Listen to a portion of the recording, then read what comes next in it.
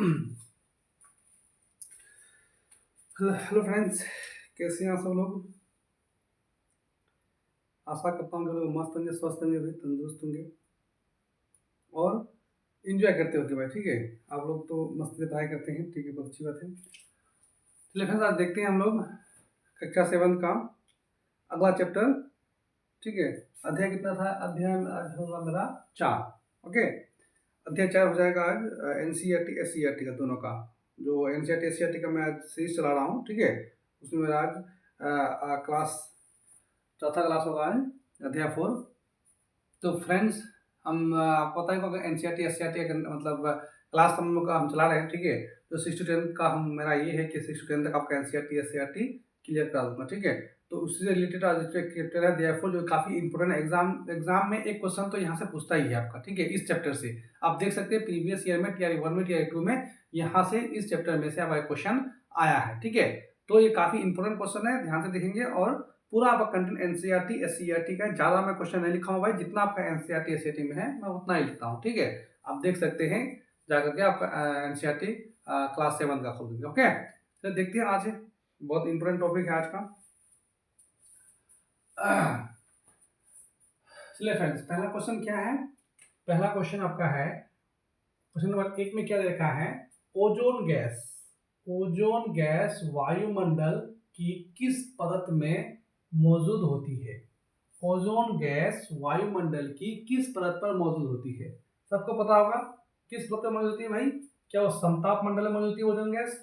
क्या बहिर्मंडल में होती है? क्या क्षोभ मंडल में होती है? क्या मध्य मंडल में होती है? तो ओजोन गैस वायुमंडल की किस परत पर मौजूद है? तो ओजोन गैस वायुमंडल की समताप मंडल में पाया जाता है। किसमें पाया जाता है?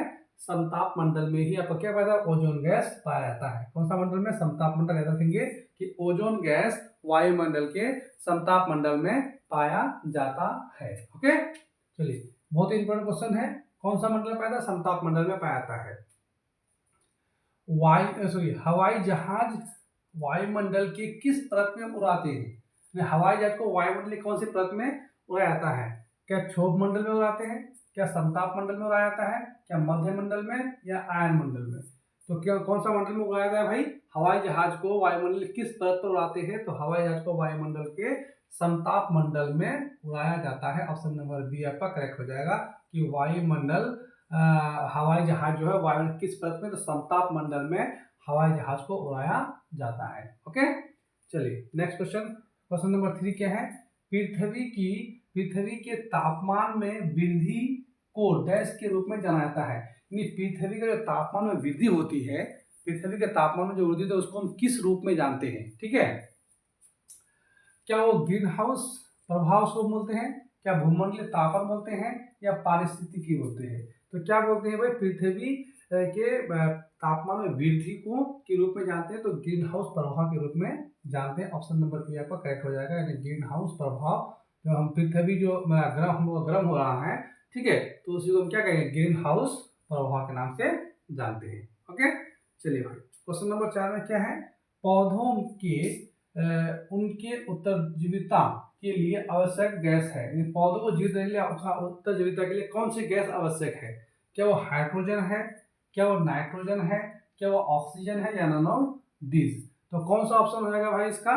पौधों को उनकी उत्तरजीविता के लिए आवश्यक आपका नाइट्रोजन गैस हो जाएगा। क्या हो जाएगा? नाइट्रोजन गैस हो जाएगा। ऑप्शन नंबर बी आपका करेक्ट हो जाएगा, नाइट्रोजन गैस हो जाएगा। ठीक है, पौधों की उनके उत्तरजीविता के लिए आवश्यक गैस कौन सा है? नाइट्रोजन। कौन सा है? नाइट्रोजन। नाइट्रोजन, नाइट्रोजन याद रखेंगे। ठीक है, चलिए क्वेश्चन नंबर 5। अंतरिक्ष से आने वाली उल्का पिंड वायुमंडल के किस परत में प्रवेश करते ही जलने लगती है? बहुत इंपॉर्टेंट क्वेश्चन है भाई, वीवीआई क्वेश्चन है। ठीक है, सभी क्वेश्चन तो वैसे वीवीआई, लेकिन ये कुछ ज्यादा इंपॉर्टेंट है कि अंतरिक्ष से आने वाली उल्का पिंड वायुमंडल के किस परत में प्रवेश करते ही जलने लगती है? किस परत में? क्या क्षोभ मंडल में उल्का पिंड जल जाता है? क्या समताप मंडल में? क्या मध्य मंडल में? या नन ऑफ दिस? तो उल्का पिंड कौन सा मंडल में आने पर वो जलने लगता है, तो वो मध्य मंडल में आने पर वो जलने लगता है। किस मंडल में भाई? मध्य मंडल। ऑप्शन नंबर सी आपका करेक्ट हो जाएगा कि अंतरिक्ष से आने वाले उल्कापिंड वायुमंडल किस परत पे प्रवेश करते ही जलने लगती है, तो मध्य मंडल में प्रवेश करते ही उल्कापिंड जलने लगता है। ठीक है, ठीक है। इसको मध्य मंडल क्या होता है? सबसे ठंडी परत, क्या सबसे ठंडा मंडल होता है, सबसे ठंडा परत होता है मध्य मंडल। ठीक है, पूछ रहे सबसे ठंडा मंडल कौन सा होता है, तो आपका मध्य मंडल ही होता है। ओके, चलिए निम्नलिखित पर आपको विचार करना है।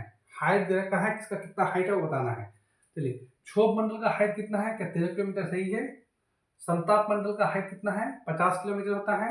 क्या बाहा मंडल का हाइट 80 किलोमीटर होता है, या मध्य मंडल का हाइट 80 से 400 किलोमीटर का होता है।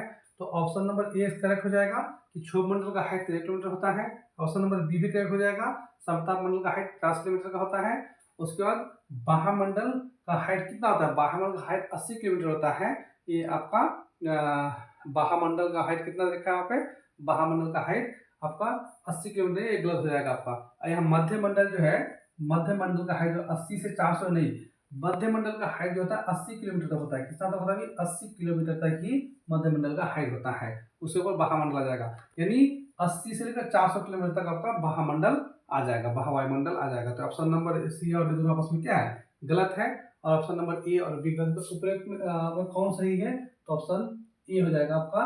एक ए और बी सही है, यानी क्षोभ मंडल 13 किलोमीटर ऊंचा है और समताप मंडल आपका 50 किलोमीटर ऊंचा है। मैंने यहाँ सारे परतों को बनाया है। ये आपका पृथ्वी है, ठीक है, ये पृथ्वी है। क्षोभ मंडल की ऊंचाई कितनी है पृथ्वी से? 13 किलोमीटर। कितनी ऊंचाई है? 13 किलोमीटर। ये आपका बीपीएससी टीआरई 3 में आपका आया है कि क्षोभ मंडल में मौसम से संबंधित सारी घटनाएं किस मंडल पर होती है। ये क्वेश्चन आपका पूछ चुका है बीपीएससी टीआरई 3.0 में कि मौसम से संबंधित सभी घटनाएं कौन सा मंडल में होता है। तो मौसम से संबंधित सारी घटनाएं आपका किसमें होता है? क्षोभ मंडल के अंदर होता है। किसमें होता है भाई? क्षोभ मंडल, यानी मौसम से संबंधित घटना होता है। मौसम से संबंधित घटनाएं होती है। क्षोभ मंडल में मौसम से संबंधित घटनाएं होती है, जैसे बारिश होना, है ना, बादल लगना, मेघ गरजना, बादल गरजना। ओके, जितना भी मौसम से संबंधित घटनाएं होती है, धूम तूफान आंधी जितना भी होता है ना, वो सारा किसमें होता है? क्षोभ मंडल के अंतर्गत है, जिन्हें मौसम से संबंधित जो भी होता है। ठीक है, तो कहाँ कौन सा मंडल में होता है? आपका क्षोभ मंडल में होता है। और समताप मंडल में ऐसा कुछ भी नहीं होता है, ना है बादल लगता है ना है, इसलिए यहाँ पर क्या है, इसको में हवाई जहाज उड़ाया जाता है। इसमें इसी में आपका क्या हवाई जहाज उड़ाया जाता है समताप मंडल में।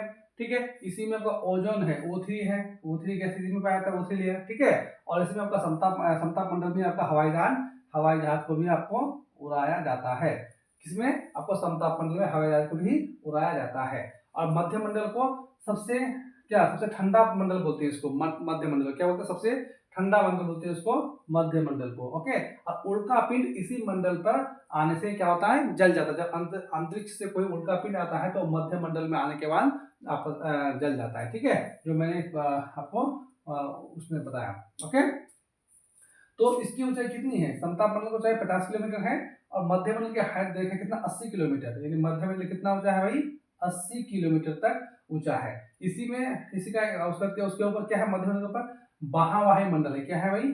बाहा वायुमंडल। इसी में एक भाग है, एक आयन मंडल आता है, जो इसी मंडल में क्या होता है? आपका रेडियो संचार जो होता है इसी मंडल पे आपका इसी मंडल में यूज करते हैं। जो सैटेलाइट कम्युनिकेशन होता है ना, उसी में बाहा मंडल में हम यूज करते हैं। इसलिए बाह्य मंडल का ही भागा हुआ क्या? आयन मंडल। ठीक है, जो रेडियो तरंगों के लिए मतलब आपका यूज किया जाता है। ठीक है, और इसमें आपका सैटेलाइट कनेक्शन से भी आपका होता है। ठीक है, सैटेलाइट कनेक्शन आपका कहाँ होता है? ये जो बाह्य मंडल में जो सैटेलाइट हम लोग छोड़ते हैं, बाह्य मंडल में भी हम उसका यूज करते हैं। ठीक है, सैटेलाइट कनेक्शन के लिए। उसके बाद बहिर्मंडल, इसमें हल्की गैसें जैसे हाइड्रोजन हो गया, हीलियम हो गया आदि तैरती रहती है बहिर्मंडल में। ओके, कौन से कैसे हल्की गैसें जैसे हाइड्रोजन, हीलियम, है ना, जितने भी हल्की गैसें हैं वो आपका बहिर्मंडल में तैरती रहती है। और इसका ऊंचाई कितना है? तो इसका मतलब इसका आप पता नहीं लगा सकते हैं कितना ऊंचाई है। ठीक है, तो ये अनडिफाइंड है, ये अनंत है।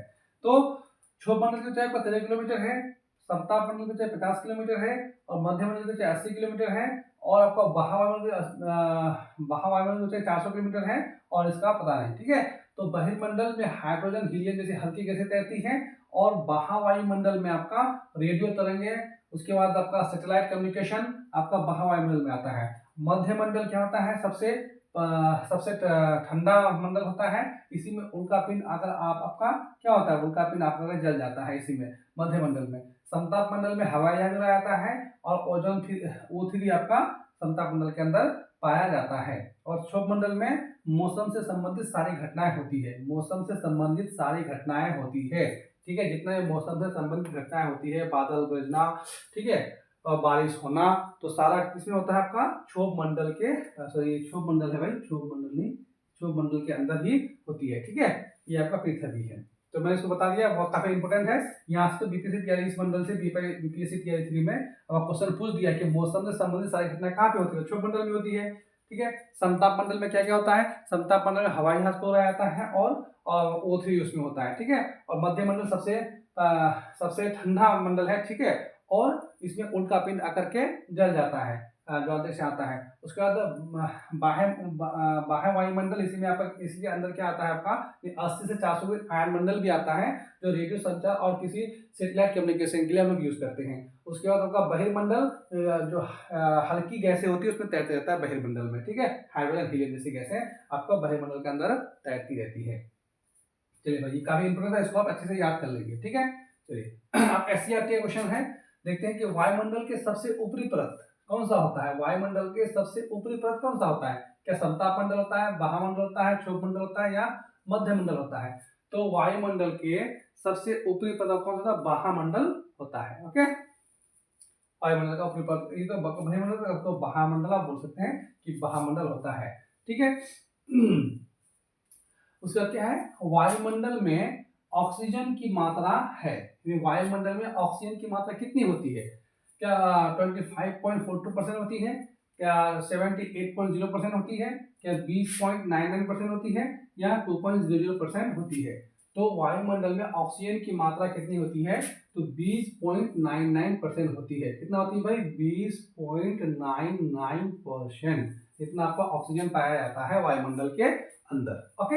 चलिए क्वेश्चन नंबर 3 में क्या है, पहले कौन सा भाग गर्म होता है, यानी पहले आपका कौन सा भाग गर्म होता है, क्या जल की सतह गर्म होता है, या स्थल की सतह गर्म होता है, या पर्वत के भाग गर्म होता है, या फिर आपका वायुमंडल गर्म होता है। तो सबसे पहले आपका स्थल की सतह गर्म होता है, कहाँ कौन होता है, स्थल की सतह सबसे पहले गर्म होता है, ऑप्शन नंबर बी आपका करेक्ट हो जाएगा कि स्थल की सतह सबसे पहले गर्म हो जाती है, ओके। तो भाई ये काफी इंपॉर्टेंट था, अध्याय आपका 4 काफी इंपोर्टेंट है, एग्जाम की दृष्टि से यहाँ से एक ही क्वेश्चन तो पूछा ही जाता है, ठीक है। आपको पता है कि बीपीएससी तैयारी 3 में क्षोभ मंडल से क्वेश्चन आ गया था कि मौसम से संबंधित सारी घटनाएं कहाँ पे होती है, ठीक है। क्या पता चला, समताप मंडल से पूछ दे, हाँ, मध्य मंडल से पूछ सकता है, या फिर आपका वायुमंडल से पूछ सकता है। तो इसको अच्छे से आप याद कर लेंगे, तो नोट्स कर लेंगे, ठीक है, काफी इंपॉर्टेंट है ये भाई। अगर वीडियो आप लोग अच्छा लगे भाई, तो प्लीज चैनल को लाइक और सब्सक्राइब कर देंगे। मैं बहुत मेहनत करता हूँ भाई, एक एक क्वेश्चन को बोर्ड में लिखना पड़ता है, तो ठीक है, तो थोड़ा सा मतलब आप लोग भी थोड़ा लाइक सब्सक्राइब करते रहिए, हमको भी मतलब मन करेगा वीडियो बनाने का। प्लीज़ चैनल को लाइक और सब्सक्राइब कर देंगे, अपने दोस्तों को शेयर कर देंगे भाई, ठीक है। तब तक के लिए खुश रहिए, मस्त रहिए और पढ़ते रहिए भाई। जय हिंद, जय भारत।